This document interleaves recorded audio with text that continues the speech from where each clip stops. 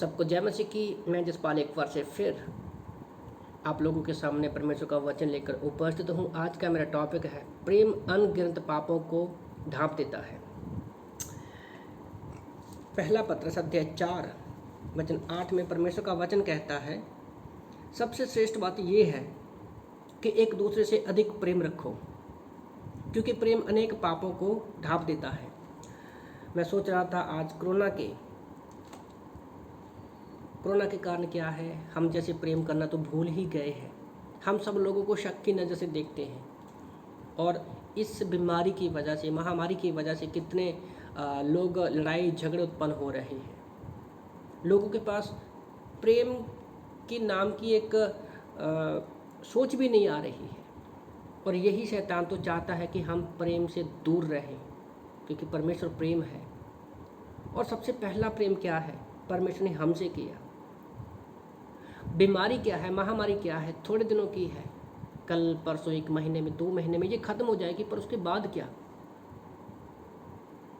सब चीज़ें खत्म हो जाएंगी, पर प्रेम हमेशा बना रहेगा। पहला कुरिन्थियों अध्याय 13 के अनुसार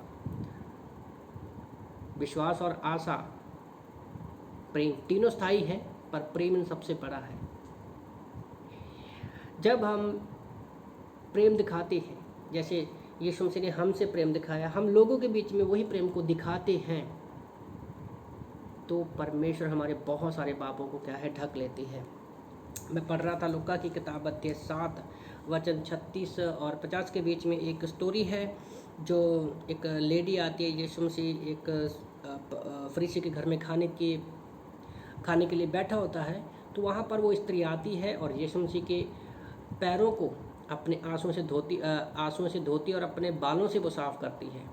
तो यीशु मसीह एक बड़ा अच्छा स्टेटमेंट वो कहते हैं कि उसके ज़्यादा अपराध माफ़ किए गए, क्योंकि उसने ज़्यादा प्रेम किया, और जिसके कम माफ़ किए उसने कम प्रेम रखा। तो मुझे नहीं लगता कि एक विश्वासी को ये बात सुननी चाहिए।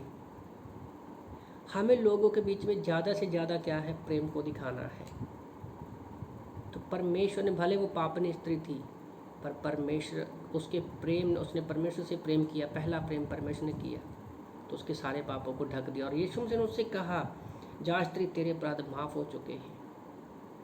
क्योंकि पापी को उसको पाप याद दिलाने की जरूरत नहीं है, वो तो पहले ही पापों में जी रहा होता है। आज हमारी सोच क्या है, हम उसको अगर कोई गलती करता है तो हम उसको प्रेम दिखाने की बजाय क्या करते हैं, उसकी गलतियों को सामने रखते हैं। सोचो, अगर आप गलती करो और कोई आपको आपकी गलतियां बार बार याद दिलाए, तो क्या आप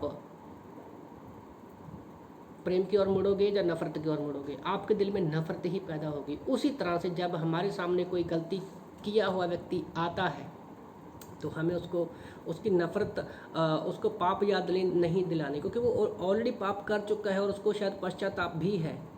तो हमें उसको प्रेम दिखाना है ताकि वो बदल सके।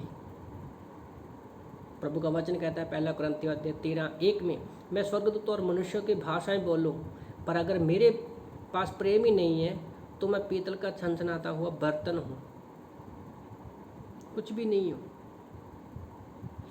मैं दाऊद के विषय में सोच रहा था, उसने बत्शेबा के साथ पाप किया।